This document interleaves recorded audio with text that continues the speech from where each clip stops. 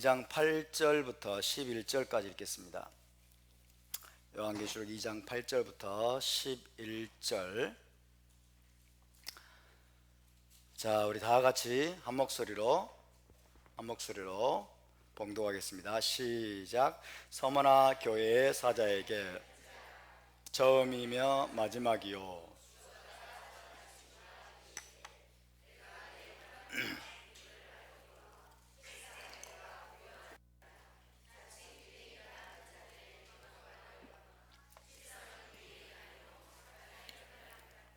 너는 장차 받을 고난을 두려워하지 말라.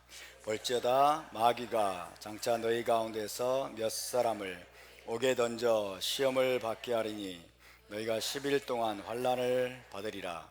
내가 죽도록 충성하라. 그리하면 내가 생명의 멸관을 내게 주리라. 귀 있는 자는 성령이 교회들에게 하시는 말씀을 들을지어다. 이기는 자는 둘째 사망의 해를 받지 아니하리라. 아멘. 자, 이번 주 파라샤는 쉬운 번째 기타보의 말씀이고, 계시록 강의로는 48번째가 되겠습니다. 지난주에 우리가 함께 나눈 것을 여러분 기억하십니까? 지난주에는 에베소 교회에 이기는 자에게 주시는 상급의 의미에 대해서 살펴보았습니다. 계시록 2장 7절에 보면 이기는 그에게는 내가 하나님의 낙원에 있는 생명나무의 열매를 주어 먹게 하리라 라고 에베소 교회에게 주님이 약속하셨습니다.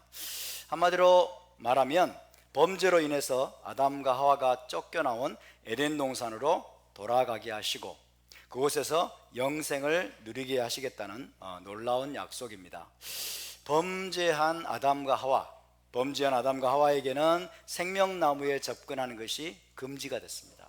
생명나무에 접근하는 것이 금지가 되고 에덴 동산에서도 그들은 쫓겨났지만은 그 저주와 형벌을 하나님이 역전을 시켜서 다시 에덴 동산으로 돌아가게 하시고 그곳에서 하나님과 함께 영원히 살게 하시겠다. 어디에서? 에덴 동산에서 하나님과 함께 영원히 살게 하시겠다 라고 하는 것이 에베소 교회에게 주님이 약속하신 것입니다.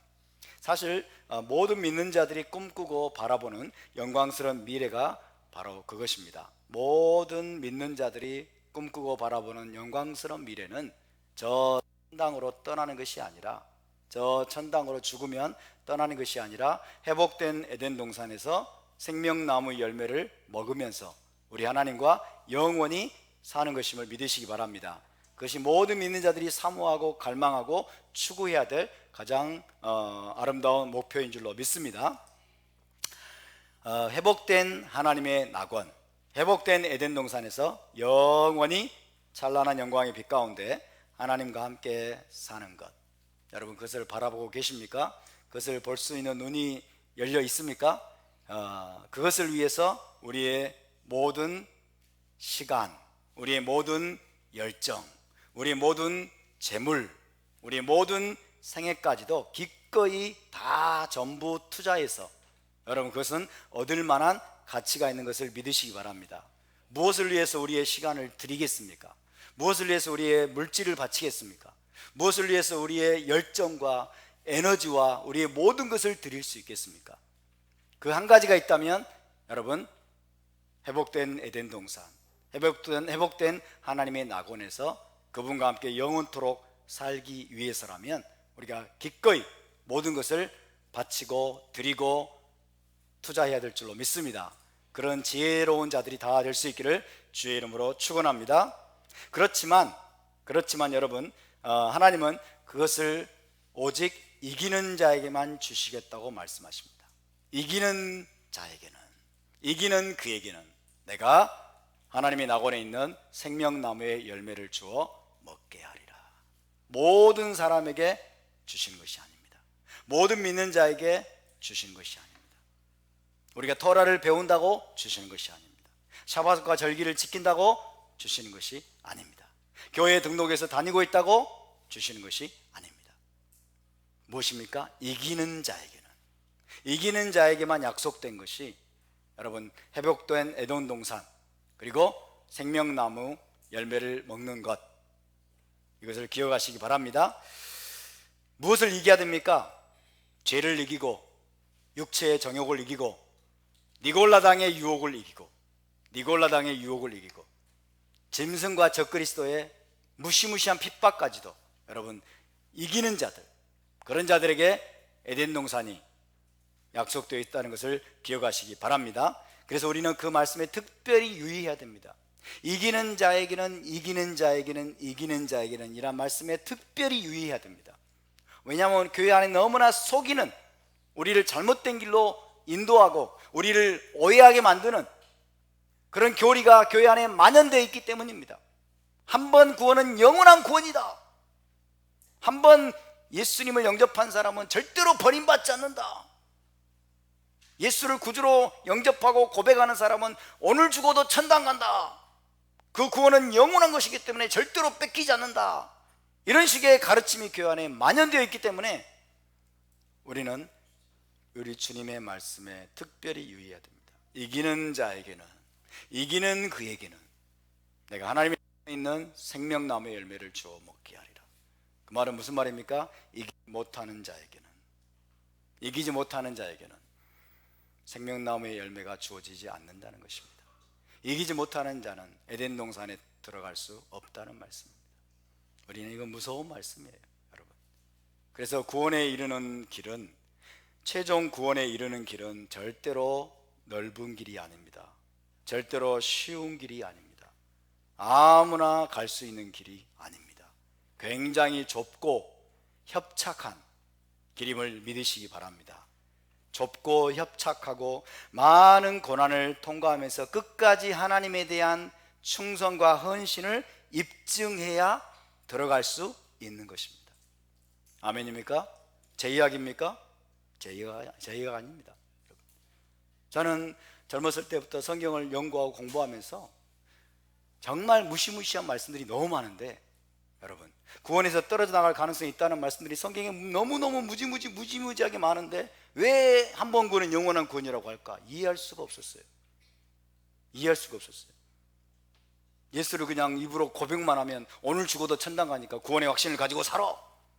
구원의 확신을 가지고 살고 세상에서 죄를 져도 그거 너무 걱정하지 마. 다 죄 짓고 사는 거지 뭐. 그리고 교회 가서 그냥 회개기도 하면 돼. 이런 식으로 사람들을 여러분 무장해제시키는, 사람들을 무장해제시키고 거룩한 삶에 대해서 신경 쓰지 말라고 하는, 이게 니골라당의 교훈이잖아요. 이런 것들이 이해가 되지 않았어요. 성경은 그렇게 말하고 있지 않는데, 성경은 그렇게 말씀하고 있지 않는데 왜 그런 식의 교리들이 만연되어 있을까? 근데 히브리 관점으로 성경을 다시 보고 다시 배워가면서 깨달았습니다. 아, 정말 그렇구나. 예수와께서 거짓말하신 것이 아니구나. 구원에 이르는 문은 굉장히 좁고 협착하고 많은 사람들이 그래서 싫어합니다. 왜? 좁은 길이니까. 그리고 찾으려고 하지도 않습니다. 안 보여요. 잘 안 보여요. 세상에 좋은 것들, 아름다운 것들, 멋있는 것들, 편안한 것들, 이런 것들을 여러분 그런 것들에 늘 눈에 이게 취해 있으면요, 생명의 길이 안 보입니다. 못 찾아요. 찾으려고 해도 못 찾습니다. 갖다 보여줘도 거부합니다. 정말 좁은 길입니다, 여러분. 이 좁은 길을 끝까지 걸어갈 용의가 있으신 분들만 아멘 하시기 바랍니다. 네. 이 좁은 길을 저는 끝까지 걸어갈 것입니다. 우리 모두 이 좁은 길에서 벗어나지 않기를 바랍니다. 아멘. 자, 이제 두 번째 교회인 서머나 교회에게 주시는 메시지로 넘어가 보겠습니다. 어머나가 아니고 서머나입니다.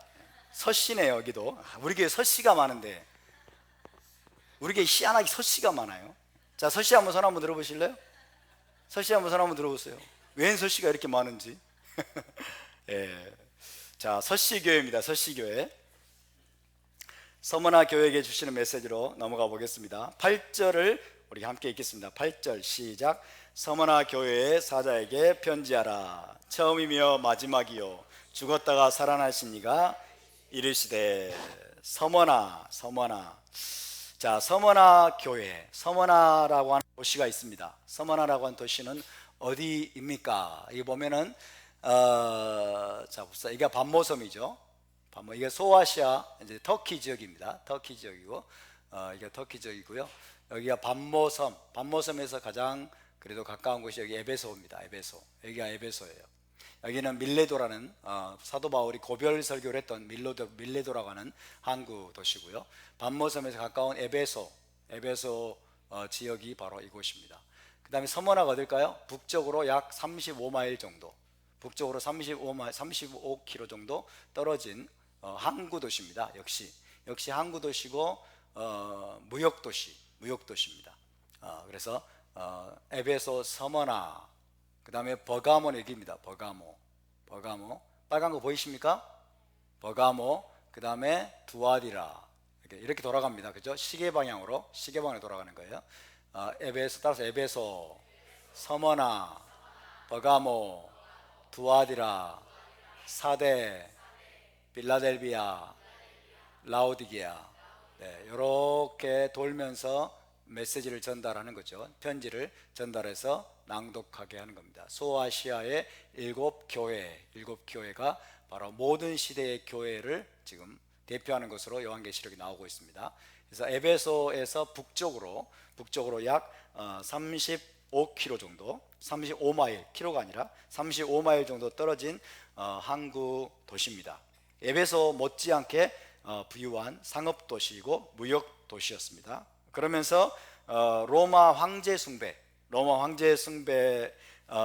등 이교 숭배의 또 중심지였습니다. 로마 제국의 큰 도시들, 그래도 규모가 있는 도시들은 거의 대부분 이교 숭배의 중심지였어요. 그래서 로마의 여신을 섬기는 신전을 비롯해서 로마 황제 티베리우스 황제가 있어요. 신약성경 보면 디베리아 황제 이렇게 나오죠. 티베리우스 황제를 섬기는 신전이 건립이 되었습니다. 로마 황제 티베리우스를 위한 신전이 건립이 되었고, 또 여러 헬라 신들을 섬기기 위한 제단들과 신상들도 곳곳에 있었습니다. 그래서 로마 제국 내에서 또 이교 숭배의 중심지와 같은 역할을 하는 그런 도시였습니다. 따라서 서머나는 예수와를 믿는 메시아닉 신자들에게는 극심한 고난과 핍박을 피할 수 없는 도시였습니다. 로마 황제 숭배도 여러분 성행하고 있었고, 헬라의 여러 신들, 그다음에 로마의 여신들을 섬기는 그런 우상 숭배 행위가 만연된 그런 도시였기 때문에 예수와를 따르는 메시아닉 신자들에게는 아주 극심한 고난과 핍박을 피할 수 없는 도시였습니다. 예수와를 믿고 유일하신 참 하나님 외에는 어떤 신에게도 절하지 않는 그런 신앙 때문에 감옥에 던져지기도 하고, 그리고 심지어 사형에 처해질 위험도 감수해야 되는 곳이었습니다. 예수와를 믿는 것 때문에 감옥에 투옥될 뿐만 아니라 심지어 사형에 처해지는 그런 위험도 감수해야 되는 도시가 바로 이 서머나라고 하는 도시였습니다. 실제로 사도 요한의 제자로서 서머나에서 순교한 감독이 있습니다. 그 감독의 이름이 바로 폴리캅입니다. 따라서 폴리캅이라는 경찰은 아닙니다. 경찰로 착각하시면 안 됩니다. 이 폴리캅이 바로 사도 요한의 제자예요. 사도 요한의 제자인 폴리캅이 서머나 교회의 감독이었어요. 서머나 교회 감독인데, 이 폴리캅이 바로 예수와를 믿는 믿음 때문에 순교한 그런 감독이었습니다. 서머나에서 순교한 감독이었어요. 그래서 이 폴리캅은 로마 황제가 주이냐, 로마 황제가 주님이죠. 로마 황제가 주님이냐, 예수와가 주님이냐 라고 하는 그 선택을 강요받는 그런 상황 속에서 예수와만이 주님이시다라는 믿음을 끝까지 고수하다가 화형에 처해졌습니다. 불에 태워져서 화형에 처해져서 순교를 한 것으로 알려져 있습니다. 그곳이 어디예요? 서머나입니다. 서머나. 이 서머나 그래서 굉장히 위험한 장소예요. 극심한 고난과 핍박이 있는 그런 도시였습니다. 자, 이 고대 도시 서머나의 자리에 세워져 있는 현대 도시가 있어요. 현대 도시. 서머나의 자리에 지금 현대에 세워져 있는 터키의 도시가 바로 이즈미르라고 하는 도시입니다. 이즈미르. 현대 이름으로는 이즈미르라는 도시가 바로 이 고대 도시 서머나의 자리에 세워져 있습니다. 자, 초기 역사에서 서머나는 굉장히 유력한 도시입니다. 굉장히 규모가 있고 유력한 도시였지만은 막 빈번한 정복 전쟁이 막 일어나고 빈번한 막 좌우의 충돌이 막 주변 국가들의 충돌이 막 일어나면서 이 서머나는 한때는 아주 작고 보잘것없는 하나의 마을로 줄어들어 버렸어요.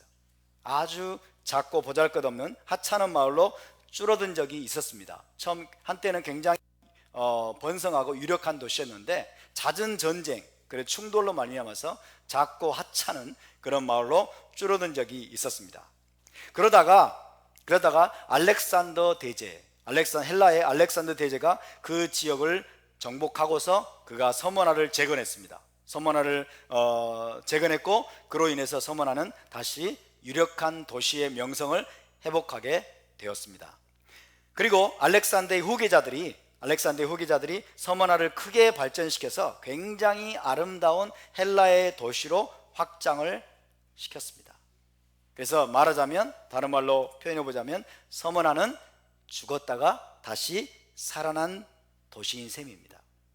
아주 작고 하찮은 도시로 그냥 줄어들어 버려서 거의 죽어버린 것처럼 존재감이 없는 도시로 전락했다가 알렉산더와 그 후계자들에 의해서 굉장히 아름답고 유력한 도시로 다시 확장이 되고 재건이 되었다. 그래서 비유적으로 말하면 서머나는 죽었다가 다시 살아난 도시라고 할 수 있습니다. 이런 도시에 살고 있는 서머나 교회 성도들에게 예수와께서 자기 자신을 뭐라고 소개하고 있습니까? 예수와께서 죽었다가 살아나신 이라고 소개하신 것입니다. 죽었다가 살아난 것이 뭔지를 알고 있는, 그죠?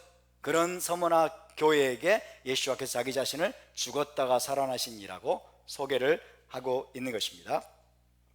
또 서머나는 바다 근처의 저지대에서 언덕 꼭대기에 이르기까지, 자, 바다 근처의 저지대에서 언덕 꼭대기에 이르기까지 집과 건물들이 배치가 된 모양이 마치 면류관처럼 되어 있다고 합니다. 집과 건물들이 바다 근처의 저지대에서 저 언덕 꼭대기까지 아주 마치 면류관의 모양처럼 집과 건물들이 그렇게 배치가 되어 있었다고 합니다. 특별히 고지대, 아주 꼭대기 쪽에 있는 그런 그 배치된 모양이 면류관과 같다고 해서 이 꼭대기 지역, 서머나라는 도시의 꼭대기 지역이 뭐라고 불렸냐면 크라운 오브 스미르나 이렇게 불렀어요. 크라운 오브 스머나 이렇게 불렀다고 합니다. 서머나 도시의 집과 건물들이 배치된 모양, 그리고 특별히 꼭대기 지역에 집과 건물들이 이렇게 배치되어 있는 그 디자인, 이 디자인들이 마치 면류관처럼 되어 있다고 해서 서머나의 면류관 이렇게 불렸다고 합니다. 서머나의 면류관. 그래서 서머나의 면류관이라고 불렸는데, 그래서 우리 주님은 10절에서 뭐라고 말씀하고 있어요? 죽도록 충성하라. 그리하면 내가 생명의 면류관을 내게 주리라 라고 약속하고 있습니다. 그죠? 서머나의 면류관에 대해서 알고 있는 서머나 교회 성도들에게, 그죠? 서머나의 면류관의 모양에 대해서 여러분 익히 들어서 알고 있는 그 서머나 교회에게 예수와께서는 그들이 알고 있는 언어로, 그죠? 그들이 이해할 수 있는 언어로 지금 말씀하고 있는 거예요. 네가 죽도록 충성하라. 내가 생명의 면류관을 주리라. 너희가 서머나의 면류관을 보면서 아름답다고 노래하고 찬탄을 하느냐? 그것이 아니라 나는 너희에게 생명의 면류관을 줄 것이다 라고 말씀하고 있습니다. 재밌죠? 우리 주님은 그런 분이십니다. 우리가 이해할 수 있는 언어로 때로는 말씀하시는 분이십니다. 자, 먼저 우리가 서머나 교회에 관한 메시지를 나누기 전에 먼저 우리가 기억해야 될 것은 7교회에게 보내는 편지들 전부 하나하나가 여러분 7교회들 모두에게 낭독이 됐어요. 먼저 에베소 여러분 교회에 들러가지고 에베소 교회에서 7교회 전체에게 주는 메시지가 낭독이 됩니다. 또 서머나라고 와서 서머나 교회에게 주시는 메시지만 낭독되는 것이 아니고 7교회 전체에게 주시는 메시지가 낭독이 됩니다. 그런 식으로 돌아가면서 7교회 전체에게 우리 주님이 주신 모든 메시지, 모든 편지가 전부 낭독이 됐다는 사실을 기억하시기 바랍니다. 그래서 주님은 뭐라고 그래요? 매번 귀 있는 자는 성령이 교회들에게 하시는 말씀을 들을지어다. 성령이 교회들에게 하시는 말씀을 들을지어다. 그러니까 서머나 교회는 서머나 교회에게만 주시는 메시지를 들은 게 아니에요. 에베소 교회는 에베소 교회에게만 주시는 편지를 여러분 들은 것이 아닙니다. 7교회 전체에게 주시는 모든 편지들이 각각의 교회들에게 여러분 낭독이 됐다는 사실을 기억하시기 바랍니다. 특별히 그 중에서 여러분 서머나 교회와 빌라델비아 교회, 서머나 교회와 빌라델비아 교회가 책망은 없고 칭찬만 받았죠. 책망은 없고 칭찬만 받는 것을 다른 교회들이 들었을 겁니다. 그죠? 다른 교회들이 들으면서 어떤 생각을 했을까요? 다른 교회들이 부럽기도 하고, 그렇죠? 부럽기도 하고, 그러면서 굉장한 도전을 받았을 것입니다. 굉장한 도전을 받았을 것입니다. 그래서 우리도 주님께서 말씀하신 대로 회개하고 돌이켜서 우리도 주님께 칭찬만 받는 교회가 되어야 되겠다라고 결심하지 않았겠습니까? 그렇게 도전을 주기 위한 목적으로, 그죠? 다른 교회들에게 서머나 교회를 본받아라, 빌라델 교회를 본받아라 하는 이렇게 도전을 주기 위한 목적으로 우리 주님이 모든 교회들마다 그 메시지를 여러분 낭독되게 하신 것입니다. 서머나 교회, 빌라델비아 교회에 주신 메시지를 보면서 저와 여러분도 동일한 결단을 할 수 있기를 바랍니다. 우리도 도전을 받을 수 있기를 바랍니다. 아멘. 주님께 칭찬만 듣는 그런 교회가 될 수 있기를 바랍니다. 또 다른 교회들이 어떤 잘못에 대해서 책망받는 여러분 메시지를 들으면서는 어떤 생각을 했을까요?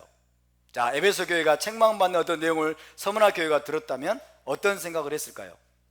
자기들도 두렵고 떨림으로, 그죠? 두렵고 떨림으로 우리도 그런 에베소 교회가 빠졌던 함정, 또 사대 교회가 빠졌던 유혹과 함정에 빠지지 않도록 우리도 정말 조심해야 되겠다. 여러분 경고의 메시지로 받았을 줄로 믿습니다. 아멘. 그것이 바로 주님이 모든 편지를 7교회 전체에게 낭독하게 하신 의도였을 것입니다. 자, 그래서 이 두 번째 교회인 서머나 교회는 아까 제가 말씀드린 것처럼 또 여러분이 알고 계시는 것처럼 책망은 없습니다. 주님은 책망은 없고 칭찬만 하신 교회, 칭찬만 하신 그런 교회입니다. 부럽지 않습니까? 주님이 만약에 제자 공동체 교회에 오늘 편지를 보내신다면, 서신을 보내신다면 과연 칭찬만 하실 것인가? 자신이 없습니다. 많은 차원에서 우리가 책망을 받지 않을까 그런 생각을 해봅니다. 그렇지만은 우리가 어쨌든 정말 두렵고 떨림으로 우리가 주의 말씀에 순종하고 여러분 7교회에 계신 메시지를 우리가 잘 받아가지고 우리도 마지막에 주님 앞에 갔을 때 칭찬만 듣는 그런 교회가 될 수 있기를 바랍니다. 할렐루야.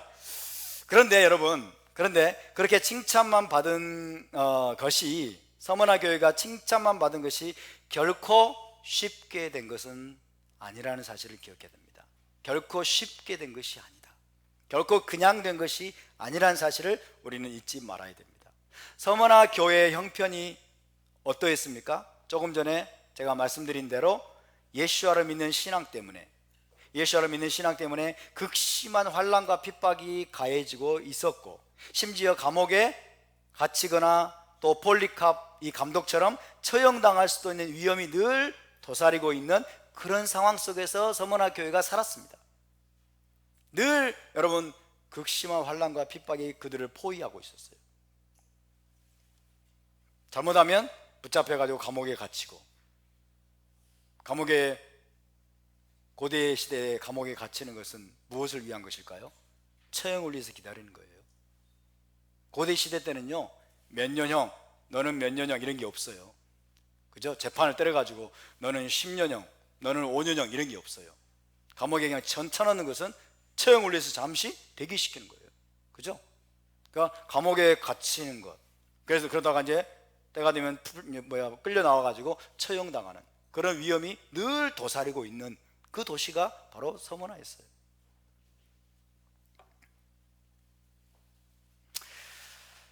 황제 숭배는 말할 것도 없고요, 다른 어떤 우상 숭배도 받아들이지 않는 신앙 때문에 서머나 교회는 자유롭게 돈을 벌 수도 없고, 그리고 경제활동도 마음대로 할 수 없는 그런 자유를 크게 제한당했던 것으로 보입니다. 그리고 서머나 교회는 굉장히 경제적으로, 그래서 가난하고 궁핍한 생활을 했던 것으로 보입니다.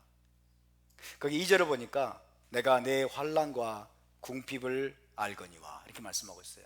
내가 내 환난과 궁핍을 알거니와. 우리 주님은 서머나 교회를 이 두 가지로 지금 규정하고 있어요. 서머나 교회의 특징, 서머나 교회가 처한 상황을 이 두 가지 단어로 규정하고 있어요. 내가 내 환난과 궁핍을 알거니와. 늘 환난이, 늘 고난과 핍박 가운데 생활하고 있었고, 이들은 경제적으로 늘 쪼들리고 가난하고 궁핍한 상황 가운데 지금 살아가고 있다는 것입니다. 어쨌든 이 서머나 교회는 가난하고 궁핍한 생활을 하면서도 극심한 환난과 박해를 감내해야 되는 상황 속에서도 예수와에 대한 믿음을, 예수와에 대한 충성과 헌신을 여러분 굳건하게 지켜나가고 있는 그런 교회였습니다. 주님, 우리도 서머나 교회가 되기를 원합니다. 주님, 우리도 서머나 교회처럼 되기를 원합니다. 주님, 우리도 주님 당신께 칭찬만 받기를 원합니다. 그러면서도 가난하게 되기는 싫어하고, 핍박은 받기 싫어하고.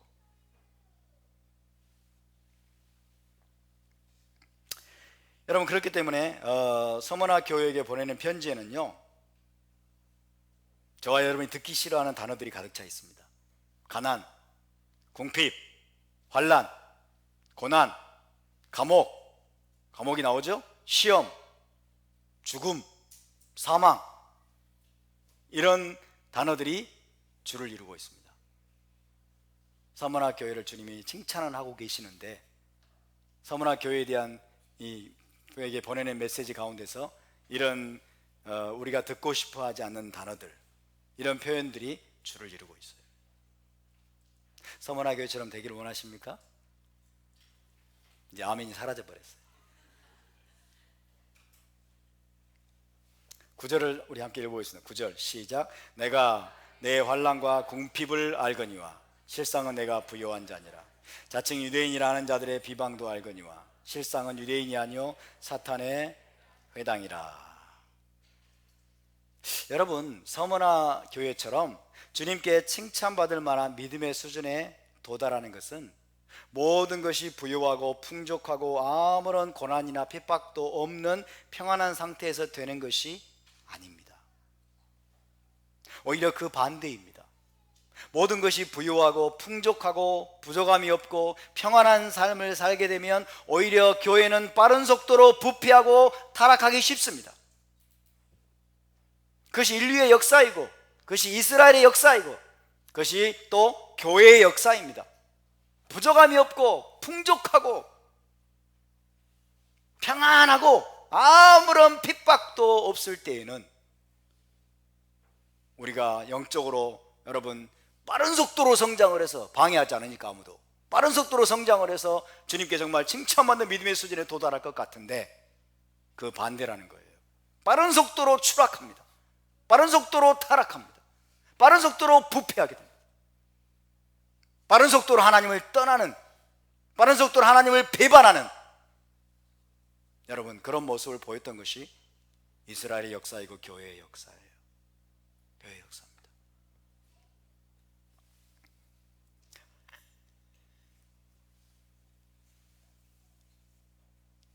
우리는 더 많은 재물, 더 큰 성공, 더 많은 축복, 그리고 더 좋고 더 안정적인 직장을 하나님 앞에 끊임없이 구합니다. 더 좋은 집을 추구하고 더 넓은 집에서 더 편안하게 살기를, 끊임없이 추구하고 주님 만사형통하게 하여 주시옵소서, 이런 기도들이 끊임없이 하늘을 향해서 올라갑니다.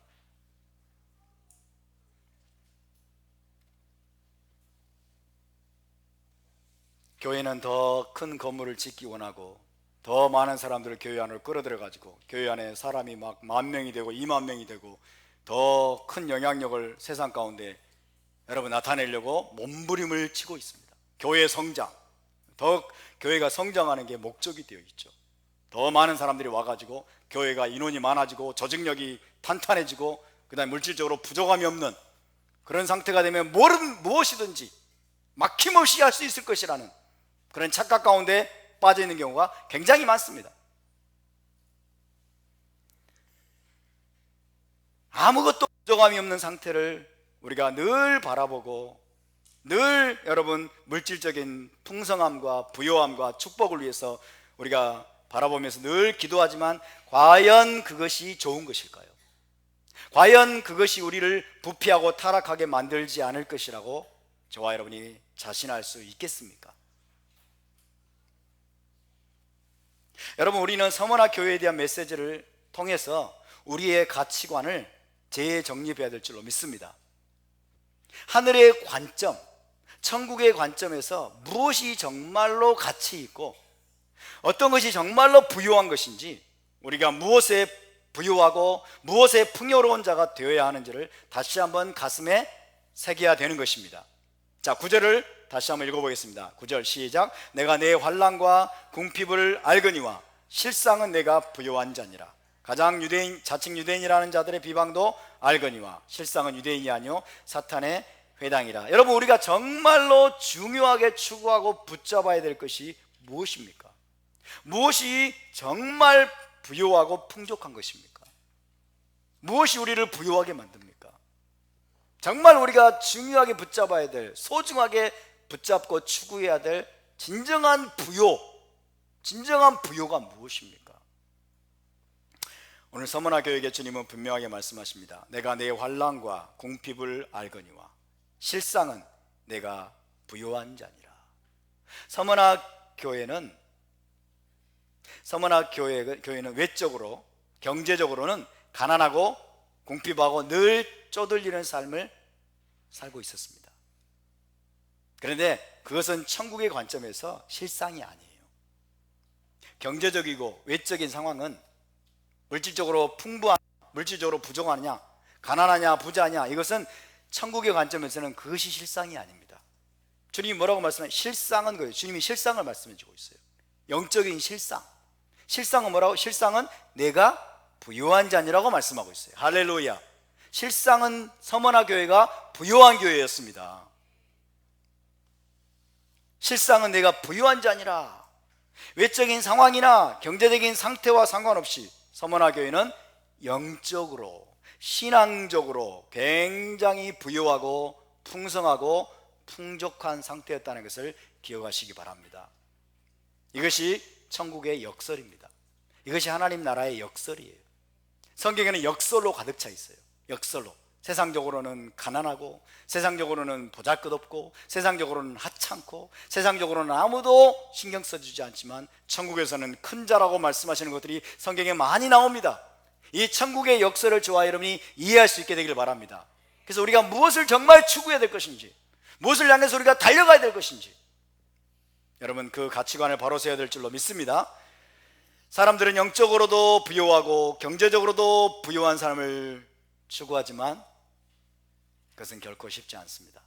둘 다 부유하면 되잖아요, 이렇게 생각할 수 있죠.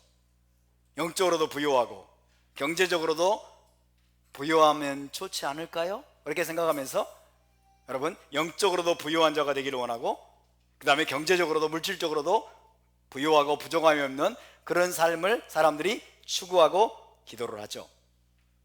그렇지만 그 두 가지가 조화되기란 대단히 어려운 일입니다. 그 두 가지가 함께 하기란 대단히 어려운 일이에요. 그래서 예수와께서는 뭐라고 말씀하셨죠? 부자가 천국에 들어가기가 어떻게 어려운지, 얼마나 어려운지, 불가능하다고 하진 않았어요. 부자가 천국에 들어가기가 얼마나 어려운지, 낙타가 바늘구멍에 들어가기보다 더 어렵다라고 말씀하셨습니다. 전혀 불가능하진 않지만 너무나 어렵고 힘들다는 거예요. 근데 사람들은 늘 그 두 마리 토끼를 잡으려는 경향을 보입니다. 두 마리 토끼를 동시에 잡으려다가 결국 두 마리 토끼를 모두 놓쳐버리거나 정말로 중요한 것을 놓쳐버리는 사람들이 비일비재합니다.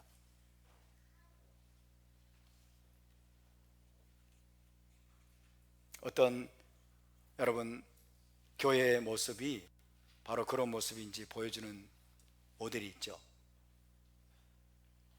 세상적인 부요함과 물질적인 풍요로 쫓아가고 여러분 그것을 잡으려다가 정말로 중요한 것을 놓쳐버린 그런 교회들이 오늘날 너무나 많죠.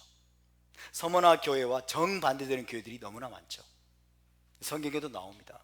라오디게아 교회. 라오디게아 교회가 서머나 교회와 정반대되는 그런 모습을 보인 교회였습니다. 3장 17절을 한번 보겠습니다. 라오디게아 교회 계시록 3장 17절 3장 17절 시작. 내가 말하기를 나는 부자라 부유하여 부족한 것이 없다 하나 내 공고한 것과 가련한 것과 가난한 것과 눈먼 것과 벌거벗은 것을 알지 못하도다. 라오디게아 교회가 나는 부자라 부유하여 부족한 것이 없다. 여러분에게 묻겠습니다.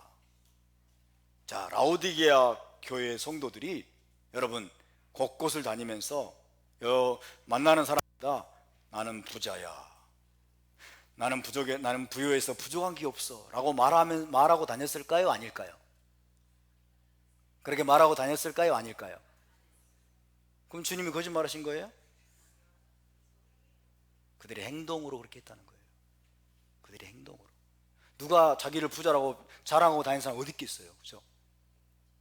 근데 그들의 하는 행동들을 보니까 딱 그렇게 행동하고 다니는 거예요.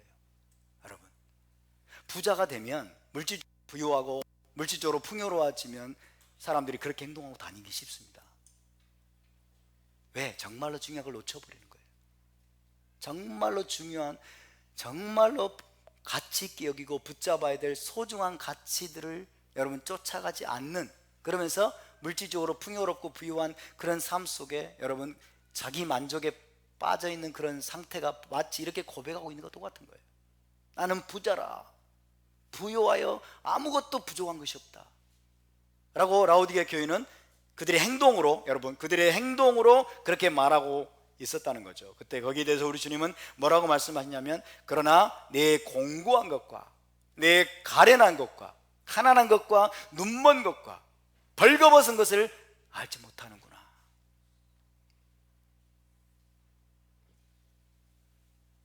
영적으로, 그죠? 영적으로, 신앙적으로 그들이 공고하고 가련하고 벌거벗고 궁핍하고 눈이 멀어 있고 그런 상태라고 주님이 말씀하십니다. 이것이 바로 물질적으로 부유하고 부족함이 없다는 사람들이 빠지기 쉬운 함정입니다. 여러분, 우리는 둘 중에 어느 것을 추구하고 어느 것을 중요하게 붙들고 있습니까? 우리는 서머나 교회의 길을 쫓아가고 있습니까? 아니면 라오디게아 교회의 길을 쫓아가고 있습니까? 서머나 교회의 길을 향해서 그 길로 달려가기 위해서 우리가 몸부림치고 있습니까? 아니면 라오디게아 교회가 여러분 달려갔던 그 길을 향해서 우리가 지금 달려가고 있습니까? 둘 다 원하십니까? 둘 다 원하시면 둘 다 놓칠 가능성이 높습니다. 우리의 우선순위는 어디에 있어야 됩니까? 우리의 우선순위는 여러분 어디에 두고 우리가 달려가야 되겠습니까? 여러분의 마음을 한번 점검하시기 바랍니다. 우리 내면을 깊이 점검해 봐야 돼요. 여러분께 한번 물어보겠습니다. 우리 주님 예수와께서 그리고 사도들이 우리에게 부를 추구하고 물질적으로 풍요로운 삶을 추구하라고 말씀하신 적이 한 번이라도 있을까요? 성경에서 예수와께서 사도들이 너희가 물질적으로 부유한 삶을 추구하라 라고 말씀하신 구절이 있습니까? 혹은 물질적으로 부자인 사람들이 복이 있다 라고 말씀하셨거나, 물질적으로 부자인 사람들이 여러모로 유리한 점이 많아, 물질적으로 풍요롭고 부자가 되면은 여러 가지 선한 일도 많이 할 수 있으니까 너희가 물질적인 풍요로움을 추구하라 라고 말씀하신 구절이 있습니까 없습니까? 제가 기억하기로는 단 한 구절도 없습니다. 단 한 구절도 없어요. 오히려 주님과 사도들은 가난을 예찬합니다. 가난을 예찬하고 가난한 자가 복이 있다라고 자주 말씀하곤 했습니다. 가난을 예찬하고 있어요. 가난한 자가 복이 있다라고 말씀하고 있어요. 그것은 가난 자체가 좋아서가 아닙니다. 가난 자체가 좋아서가 아니라 가난과 궁핍으로 인해서 보다 더 가중한 것들을 붙잡을 수 있게 되기 때문입니다. 할렐루야. 가난하고 궁핍하게 되면 여러분 절박하게 하나님을 찾을 수 있고 정말로 소중한 영적인 가치들을, 보물들을 알아볼 수 있게 되기 때문입니다. 가난 자체가 좋아서가 아니에요. 예를 들어서 주님은 마태복음 5장에서 이렇게 말씀하셨습니다. 심령이 가난한 자는 복이 있나니 천국이 그들의 것이며. 가난해, 심령이 가난한 자. 심령의 가난함과 물질적인 가난함이 같이 가는 경우가 많습니다. 또 마태복음 11장 5절에서 마태복음 5장 6절에서 말씀하신 의에 줄이고 목마른 자는 복이 있나니 그들이 배부를 것이며. 의에 줄이고 목마른 자, 굶주림과 목마름을 얘기하고 있어요. 가난함을 이야기하고 있습니다. 의에 줄이고 목마른 자는 복이 있나니. 물질적으로 풍요롭고 아무것도 부족함이 없는 사람들은 의에 줄이고 목마른 자가 되기가 대단히 어렵습니다. 대단히 어렵습니다. 마태복음 11장 5절입니다. 맹인이 범이여 못 걷는 사람이 걸으며 나병 환자가 깨끗함을 받으며 못 듣는 자가 들으며 죽은 자가 살아나며 가난한 자에게 복음이 전파된다 하라. 가난한 자에게 복음이 전파된다 하라. 가난한 자를 언급하고 계십니다. 가난한 자. 마태복음 19장 21절입니다. 예수께서 이르시되 내가 온전하고자 할진대 가서 내 소유를 팔아 가난한 자들에게 주라. 그리하면 하늘에서 보화가 내게 있으리라. 그리고 와서 나를 따르라. 주님이 말씀하십니다. 무슨 말씀이십니까? 더 가치 있고 고귀한 하늘의 보화를 얻기 위해서 기꺼이 가난해지는 길을 택하라는 거예요. 기꺼이 네 소유를 파라는 거예요. 네 소유를 팔아서. 이 사람은 굉장히 부자였습니다. 그것이 걸림돌이었어요. 우리 주님은 알고 계십니다. 그것 때문에 지금 더 값진 고귀한 하늘의 보화를 네가 붙잡지 못하고 있는 거예요. 그래서 네 소유를 팔아라. 팔아서 가난한 자에게 나눠주고 그리고 와서 나를 따르라는 거예요.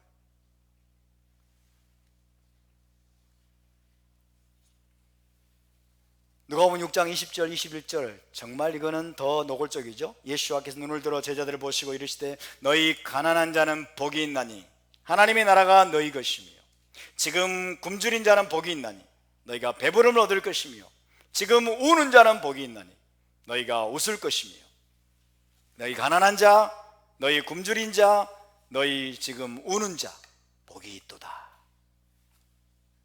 부자가 복이 있다고 말씀하시는 곳이 단 한 군데도 없어요. 물질적으로 풍요로운 자가 복이 있다라고 말씀하신 적이 단 한 군데도 없습니다. 가난한 자가 되라. 심령이 가난한 자가 되라. 의에 줄이고 목마른 자가 되라. 더 높고 고귀한 가치를, 보화를, 하늘의 보화를 네가 얻기 위해서, 그 목적을 위해서라면 네 물질을 팔아서, 네 소유를 팔아서 가난한 자들에게 나눠주고 네가 그것을 향해서 매진하라고 말씀하고 있습니다. 고린도후서 16장 10절에서 사도 바울은 이렇게 말씀합니다. 고백합니다. 자기 자신을 이렇게 고백하고 있는 거예요. 근심하는 자 같으나 항상 기뻐하고 가난한 자 같으나 많은 사람을 부요하게 하고 아무것도 없는 자 같으나 모든 것을 가진 자로다. 자, 외적으로 볼 때는 사도 바울은 늘 근심하는 자예요. 외적으로 볼 때는 사도 바울은 가난한 자예요. 지금 돈이 없어요.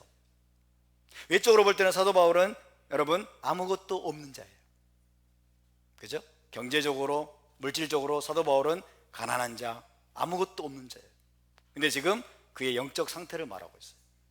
가난한 자 같으나 뭐예요? 많은 사람을 부유하게 하고, 영적으로 부유하게 하는 거예요. 많은 사람을 부유하게 하고 아무것도 없는 자 같으나 나는 모든 것을 가진 자로다. 여러분, 이 역설이 이해가 되십니까? 아무것도 없는 자 같으나 모든 것을 가진 자로다. 이 비밀을 우리가 깨닫게 되길 바랍니다. 우리가 무엇을 추구해야 될지, 우리가 정말로 여러분 믿음으로 붙잡아야 될 가장 소중한 가치가 무엇인지, 우리가 무엇에 정말 부유한 자가 되어야 되는지, 그것을 우리가 붙잡을 수 있게 되길 바랍니다. 사도 바울이 바로 그런 자였습니다. 또 바울은 주님에 대해서, 예수와에 대해서 이렇게 말씀하십니다. 고린도후서 8장 9절, 우리 주 예수와 마시아 그 은혜를 너희가 알거니와 부요하신 이로서 너희를 위하여 가난하게 되심은 그의 가난함으로 말미암아 너희를 부요하게 하려 하심이라. 할렐루야. 예수와께서는요, 하늘과 땅의 모든 것이 그분의 것입니다. 하늘과 땅의 모든 것이 그분의 것인데 그분이 이 땅에 내려오셔서 가난하게 되셨어요. 인자는 머리 들 곳이 없다고 말씀하셨어요. 그죠? 인자는 머리 들 곳이 없다. 그분이 이 땅에 내려오셔서 가난한 자가 되셨어요. 그분이 가난하게 되신 목적은 무엇이에요? 가난한 자로서 너희를 부요하게 하려 하심이라. 할렐루야. 너희를 부요하게 하려 하심이라. 그럼 우리를 물질적으로 부자 되게 하기 위해서 그렇게 하셨던 뜻입니까? 그런 뜻이 아니죠. 예수와께서 하늘에 있는 모든 부요를 다 내려놓고 이 땅에 내려오셔서 가난하게 되셔서 그분이 십자가에 못 박혀 달려 돌아가신 이유는 저와 여러분을 영적으로 부유한 자가 되게 하기 위한 줄 믿으시기 바랍니다. 우리에게 하늘의 보화를 주시기 위함인 줄 믿으시기 바랍니다. 천국의 보화를 우리에게 주기 위한 것이었습니다. 그분에서 주님은 가난하게 되셔. 기꺼이 경제적으로 물질적으로 아무것도 가진 것이 없고 그리고 머리둘 곳이 없는 그런 가난함을 기꺼이 주님은 여러분 받아들이신 것입니다. 야고보서 2장 5절을 찾아보겠습니다. 그럼 찾아봅시다. 야고보서 2장 5절. 야고보서 2장 5절입니다.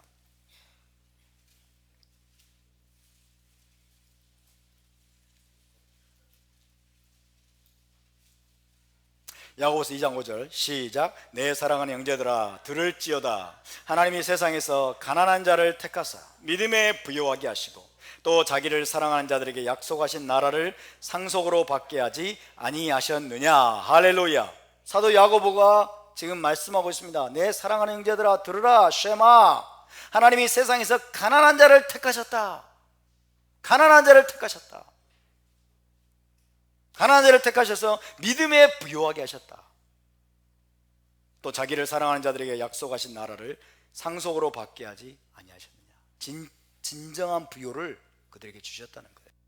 진정한 부요, 약속하신 나라를 상속받도록 하셨다는 것입니다. 하나님이 세상에 누구를 선택하셨어요? 가난한 자를 선택하셨어요. 누구에게 복음이 전파돼요? 가난한 자에게 복음이 전파됩니다. 가난한 자에게.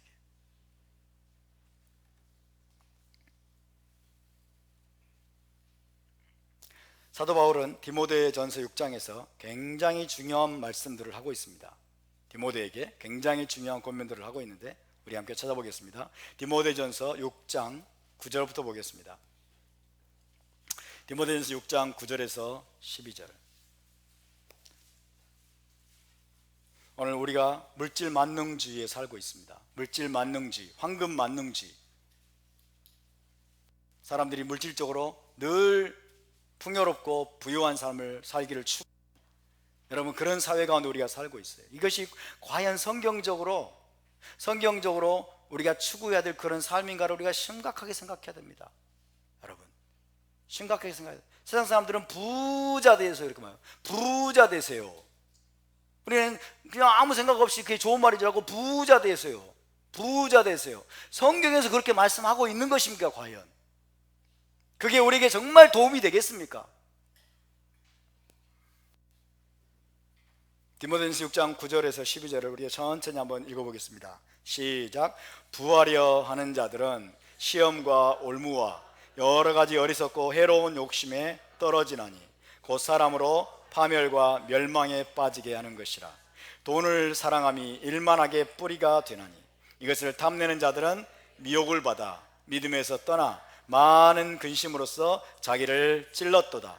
오직 너 하나님의 사람아 이것들을 피하고 의와 경건과 믿음과 사랑과 인내와 온유를 따르며 믿음의 선한 싸움을 싸우라. 영생을 취하라. 이를 위하여 내가 부르심을 받았고 많은 증인 앞에서 선한 증언을 하였도다. 할렐루야. 여러분, 이 말씀을 통해서 우리의 가치와 지향점을 분명히 할 수 있게 되길 바랍니다. 우리의 가치관은 세상과 달라야 됩니다.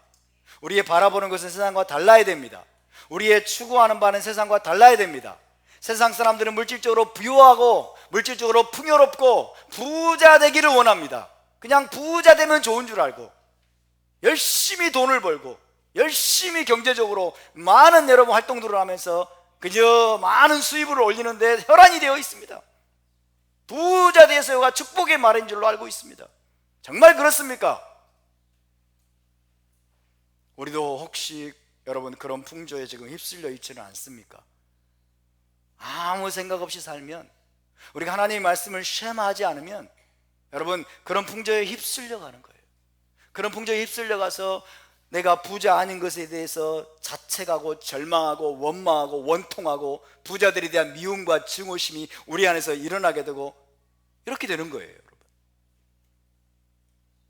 부활이 하는 자들은 여기 돼 있죠. 부활이 하는 자들은 시험과 올무와 여러 가지 어리석고 해로운 욕심에 떨어지나니 사람으로 파멸과 멸망에 빠지게 하는 것이라. 누가 생각나지 않습니까? 요즘 매스컴에 헤아릴 수 없이 나오는 이름, 그죠? 전형적인 모습이에요. 여러분, 겉으로는 평등한 사회, 공정한 사회로 외치면서 뒤에서는요, 여러분 닥치는 대로 불을 긁어 먹으려고 한 거예요. 닥치는 대로 어마어마한 돈을, 여러분 온갖 속임수와 온갖 기만과 온갖 꼼수와 온갖 조작을 통해서 수십억 수백억을 여러분 끌고 모아가지고 그 부를 누르려고 했던 거죠. 그게 파멸에 이르는 길인 줄도 모르고 멸망에 이르는 길인 줄도 모르고 지금 파멸의 길로 가고 있어요. 여러분, 이게 하나님이 하신 것입니다. 아멘. 여러분, 우리는 단순히 부자 되는 것을 목적으로 삼아서는 안 됩니다. 여러분, 부자 되는 것을 목적으로 삼지 않기를 바랍니다. 부자 되세요라는 말에 호응하지 마세요. 여러분, 부자 되세요라는 말이 저주가 될 수 있는 거예요. 우리는 단순히 부자 되기를 추구해서는 안 되고 그것이 우리의 목적이 되어서는 안 됩니다. 그러다가 시험과 올무와 여러 가지 어리석고 해로운 욕심에 사로잡혀서 파멸과 멸망에 빠진 사람들이 너무나 많다고 말씀합니다. 우리는 돈을 비롯해서 부와 성공과 형통에 대한 여러 가지 종류의 탐심을 극도로 경계해야 됩니다. 조금만 여러분 우리가 정신을 차리지 않으면, 조금만 여러분 우리가 정신을 바짝 차리지 않고 세상을 바라보고 여러분 세상의 풍조에 우리가 마음의 문을 열어주면 나도 모르게 탐심이 쑥 들어옵니다. 욕심이 쑥 들어옵니다.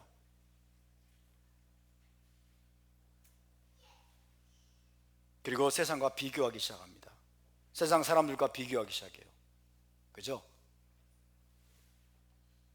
저 사람은 교회도 안 다니는데, 저 사람은 하나님도 모르는데 저렇게 잘 나가고 저렇게 여러분 고속 승진을 하고 저렇게 높은 연봉을 받고 저렇게 좋은 집에서 떵떵거리면서 사는데, 그래서 자기 자신이 초라해지고 자기 자신이 불쌍해지고 자기 연민에 빠지게 되고, 그래서 하나님에 대해서 토라지고 삐지고, 주님 나는 죽도록 충성하고 맨날 교회에서 기도하고 이랬는데 주님 내가 나에게 돌아오는 건 뭡니까 이거? 이렇게 말도 안 되는 신세 한탄에 빠지기 쉽다 이거예요.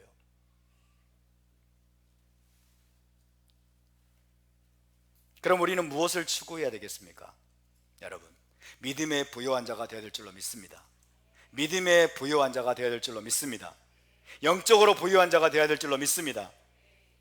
오직 너 하나님의 사람아, 오직 너 하나님의 사람아 말씀하고 있죠. 몇 절입니까? 11절. 오직 너 하나님의 사람아. 따라서 오직 너 하나님의 사람아, 오직 너 하나님의 사람아. 하나님의 사람 손 들어보세요. 하나님의 사람. 자, 하나님의 사람이신 분 손 한번 들어보세요.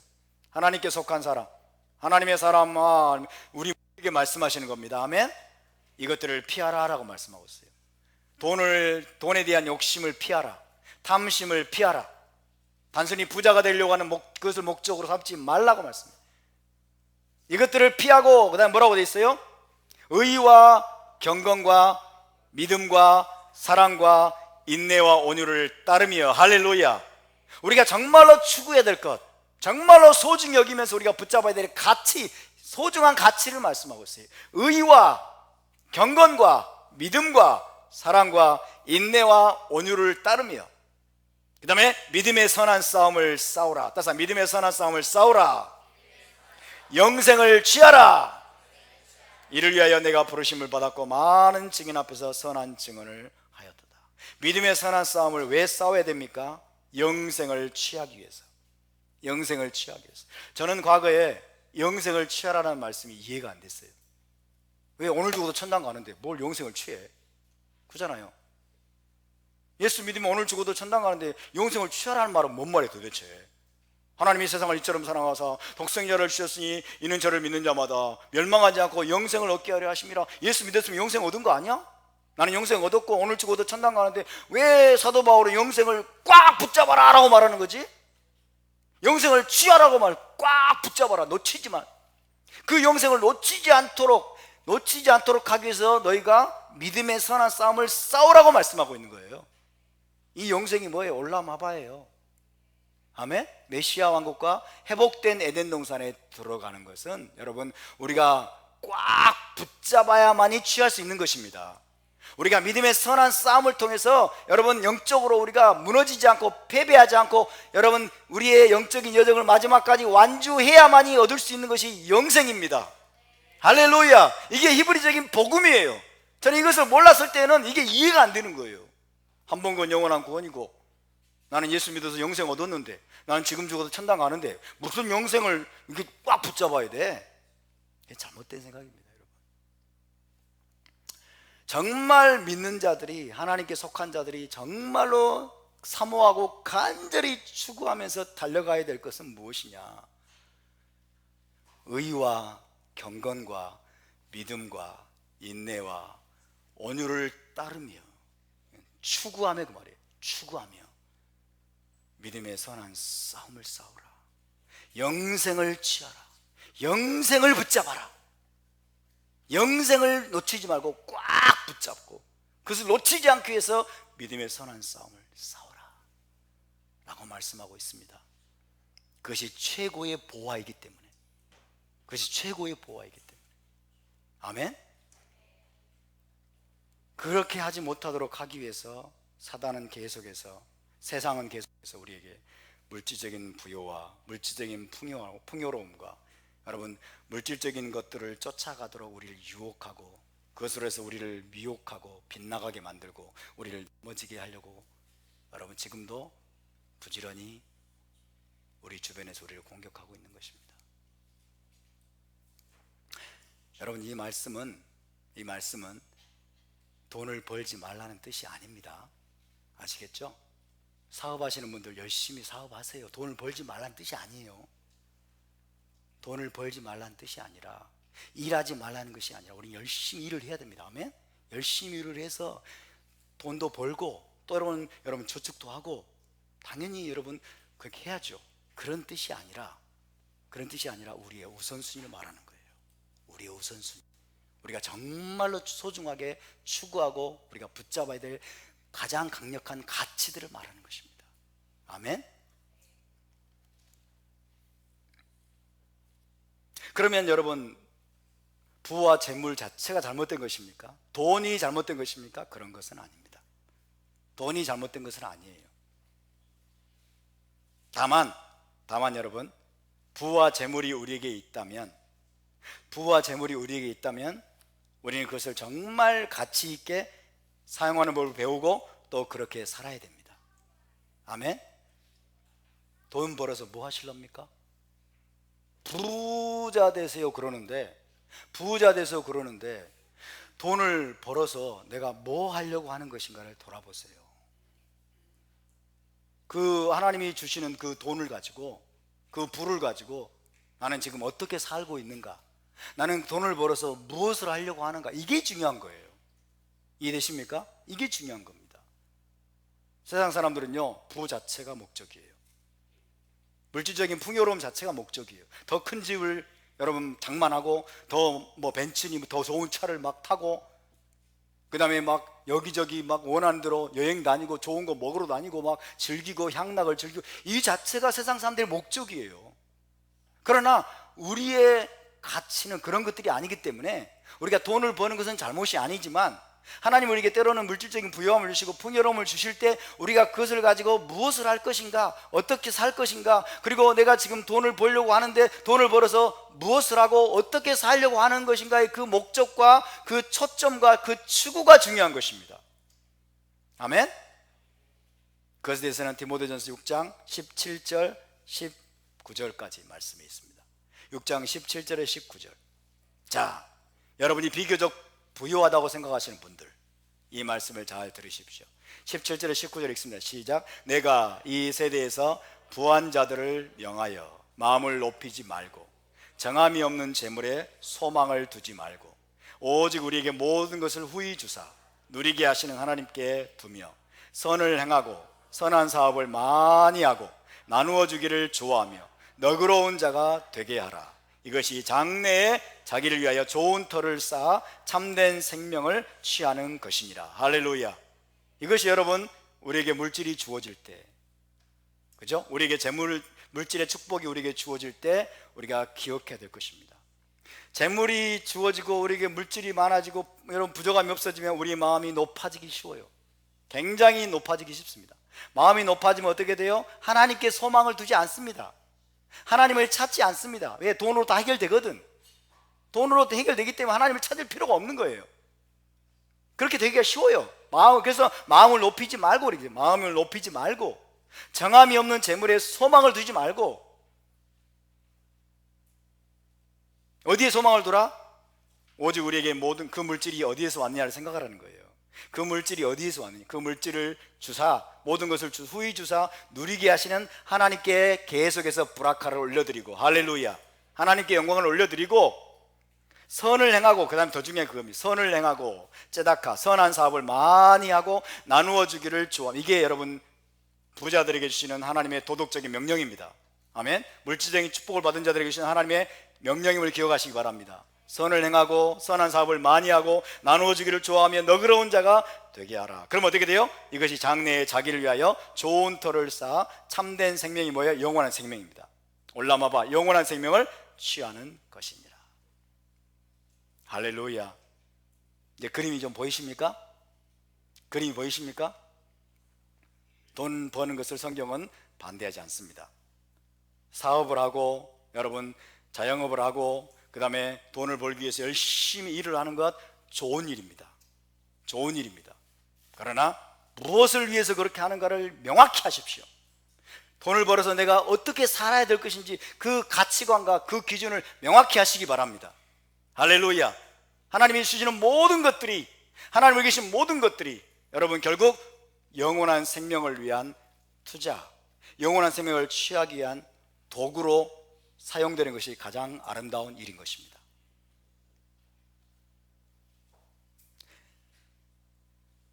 자, 마지막으로 말씀드리겠습니다. 부자들 빼고 이제, 사랑하는 여러분, 우리는 가난을 부끄러워하지 말아야 됩니다. 가난을 부끄러워하지 말아야 됩니다. 여기 계신 분들 대부분 가난한 것 같아요. 가난을 부끄러워하지 마시기 바랍니다. 가난과 궁핍 때문에 누군가를 원망하거나 가진 자를 미워하는 증오심에 사로잡혀서도 안 됩니다. 내가 조금 가난하다고, 내가 조금 없다고 여러분 부자들과 가진 자들을 증오하게 만들고 그 다음에 미워하게 만들고 타도하자라는 그런 식의 말에 우리가 절대로 동조하면 안 돼요. 절대로 동조하면 안 되는 것입니다. 지금 현재 나에게 있는 이 가난과 궁핍으로 인해서 하나님께 감사하시기 바랍니다. 할렐루야. 만족하는 법을 배워야 됩니다. 우리는 자족하는 법을 배워야 됩니다. 어떤 상황에도 우리는 감사하는 법을 배워야 됩니다.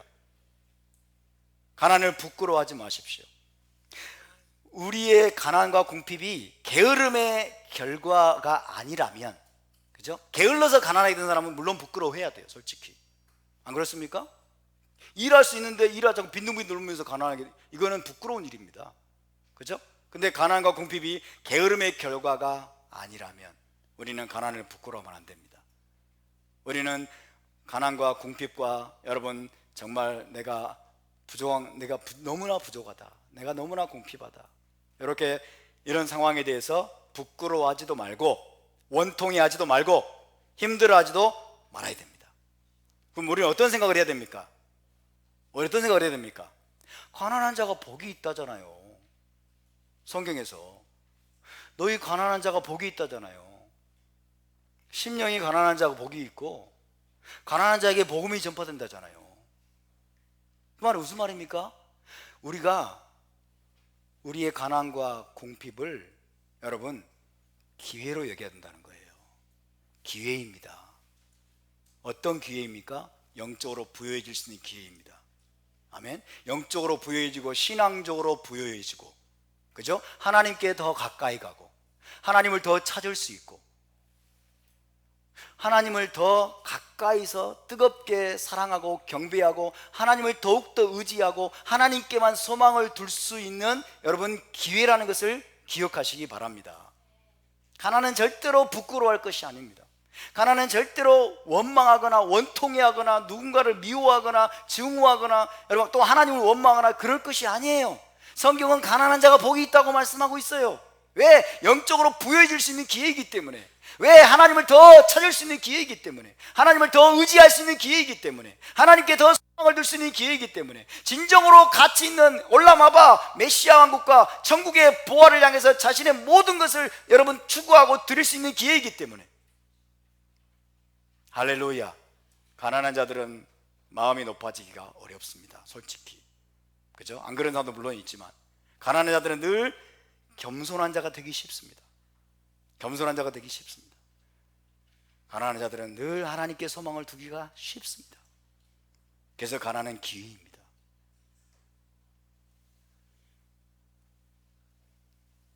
의와 경건과 믿음과 사랑과 인내와 온유를 쫓으며 그런 것들에 집중할 수 있는 여러분 기회로 여기면서 넘치는 감사를 올려드릴 수 있게 되길 바랍니다. 여러분이 가난하다고 원망하지 마십시오. 여러분이 사업이 안 풀리고 경제적으로 힘들고 가난하다는 이유 때문에 위축되지 마십시오. 위축되지 마십시오. 나는 가난해도, 나는 물질이 없어도 It's okay, no problem. 나는 문제가 되지 않는다. 왜? 하나님이 나와 함께 하시기 때문에. 아멘. 서머나 교회가 그러했습니다. 그들은 가난했습니다. 궁핍했습니다. 많은 환난 가운데서도 그들은 믿음을 잃지 않았고 천국에 대한 소망을 놓치지 않았고 그들은 토라를 준행하면서 여러분 예수와를 믿는 믿음 위에 든든히 세워져 있었습니다. 아멘. 예수와께서 그들에게 말씀하십니다. 너희가 실상은 부유한 자로다. 실상은 부유한 자로다. 이것만 붙잡으면 되는 거예요. 이것만 붙잡으면. 여러분이 돈이 없다고 가난하다고 자꾸 위축되지 마십시오. 자기 연민에도 빠지지 마세요. 자기 연민에 빠지지 말고 여러분 당당하십시오. 당당하십시오. 하나님은 물질로서 우리를 평가하지 않으십니다. 하나님은 경제적인 상태로 우리를 평가하지 않으십니다.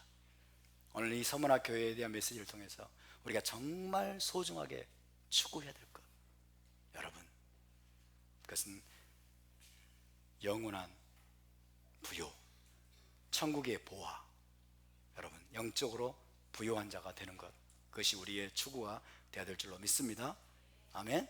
그래서 아무것도 없습니까? 기쁘게 여기십시오. 나는 아무것도 자랑할 게 없다. 나는 아무것도 물질 드릴 것도 없다. 드리지 마시고, 여러분 빚내서 드리지 마세요. 우리 교회는 빚내서 드리란 말 한 번도 한 적이 없어요. 기뻐하십시오. 그리고 감사하십시오. 대신 하나님을 더욱더 뜨겁게 찾으시기 바랍니다. 하나님을 더욱더 뜨겁게 찾고 올라마바의 소망을 두시기 바랍니다. 영생을 위해서 여러분 여러분 믿음으로 영생을 붙잡고 믿음의 선한 싸움을 싸워나가는 저와 여러분 될 수 있기를 주의 이름으로 축원합니다. 할렐루야. 우리 같이